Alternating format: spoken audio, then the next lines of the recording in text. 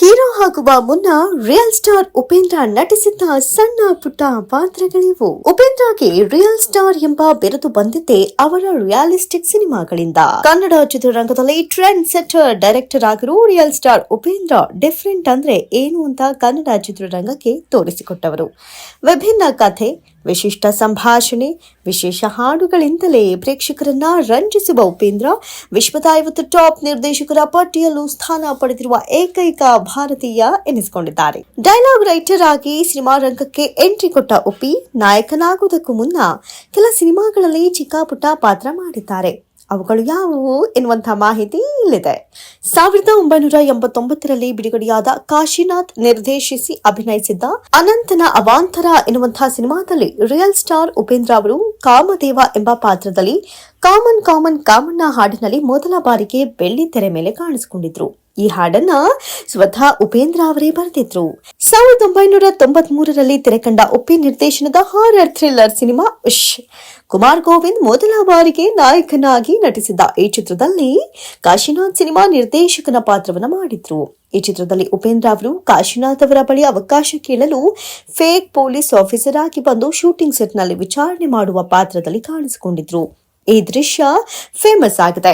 ಉಪೇಂದ್ರ ಅವರ ನಿರ್ದೇಶನದಲ್ಲಿ ಮತ್ತೊಂದು ಸಿನಿಮಾ ಆಪರೇಷನ್ ಅಂತ ರೆಬಲ್ ಸ್ಟಾರ್ ಅಂಬರೀಶ್ ದ್ವಿಪಾತ್ರದಲ್ಲಿ ಅಭಿನಯಿಸಿದ್ದ ಈ ಚಿತ್ರದಲ್ಲಿನ ಕನ್ವರ್ಲಾಲ್ ಪಾತ್ರವನ್ನ ಕನ್ನಡಿಗರು ಮರೆಯಲು ಸಾಧ್ಯವೇ ಇಲ್ಲ.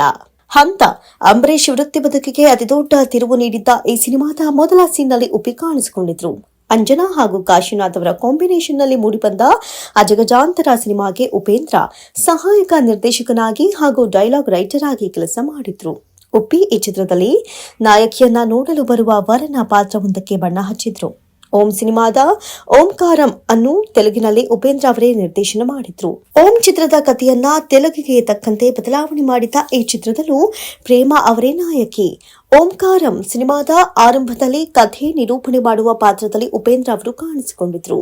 ರಿಯಲ್ ಸ್ಟಾರ್ ಉಪೇಂದ್ರ ನಿರ್ದೇಶನದ ಹಾಗೂ ಶಿವರಾಜ್ ಕುಮಾರ್ ಅಭಿನಯದ ಓಂ ಸಿನಿಮಾ ಯಾರಿಗೆ ಗೊತ್ತಿಲ್ಲ ಹೇಳಿ. ಭೋಗತ ಲೋಕದ ಕಥೆಯನ್ನಾಧರಿಸಿದ್ದ ಈ ಸಿನಿಮಾದಲ್ಲಿ ಉಪೇಂದ್ರ ಅಭಿನಯಿಸಿಲ್ಲ. ಬದಲಾಗಿ ಚಿತ್ರದಲ್ಲಿ ಕೋಟೆ ಪ್ರಭಾಕರ್ ಅವರು ಮಾಡಿರುವ ದೀನಾ ಎನ್ನುವಂತಹ ಪಾತ್ರಕ್ಕೆ ವಾಯ್ಸ್ ನೀಡಿದ್ದಾರೆ. ಓಂ ಕನ್ನಡ ಚಿತ್ರರಂಗದ ಪಾಲಿಗೆ 8ನೇ ಅದ್ಭುತ ಅಂತ ಬಣ್ಣಿಸಬಹುದಾದ ಚಿತ್ರ. 1995ರಲ್ಲಿ ತೆರೆಕಂಡ ಈ ಚಿತ್ರದಲ್ಲಿ ಹ್ಯಾಟ್ರಿಕ್ ಹೀರೋ ಶಿವರಾಜ್ ಕುಮಾರ್ ನಾಯಕನಾಗಿ ನಟಿಸಿದ್ರು. ರಿಯಲ್ ಸ್ಟಾರ್ ಉಪೇಂದ್ರ ಚಿತ್ರಕ್ಕೆ ಆಕ್ಷನ್ ಕಟ್ ಹೇಳಿದ್ರೆ ಪಾರ್ವತಮ್ಮ ರಾಜ್ಕುಮಾರ್ ತಮ್ಮ ಶ್ರೀ ವಜ್ರೇಶ್ವರಿ ಕಂಬೈನ್ಸ್ ನಡಿಯಲ್ಲಿ ಚಿತ್ರವನ್ನ ನಿರ್ಮಿಸಿದ್ರು. ಈ ಚಿತ್ರ ಹಲವು ಬಾರಿ ಮರುಬಿಡುಗಡೆಯಾಗಿ ಹಲವು ದಾಖಲೆಯನ್ನೇ ನಿರ್ಮಿಸಿದೆ. ಬೆಂಗಳೂರಿನ ಕಪಾಲಿ ಚಿತ್ರಮಂದಿರವೊಂದರಲ್ಲಿಯೇ ಸುಮಾರು 30 ಬಾರಿ ತೆರೆ ಕಂಡಿರೋದು ವಿಶೇಷ. ಇನ್ನಷ್ಟು ಸುದ್ದಿಗಳಿಗಾಗಿ ನೋಡ್ತಾ ಇರಿ ಜಸ್ಟ್ ನ್ಯೂಸ್.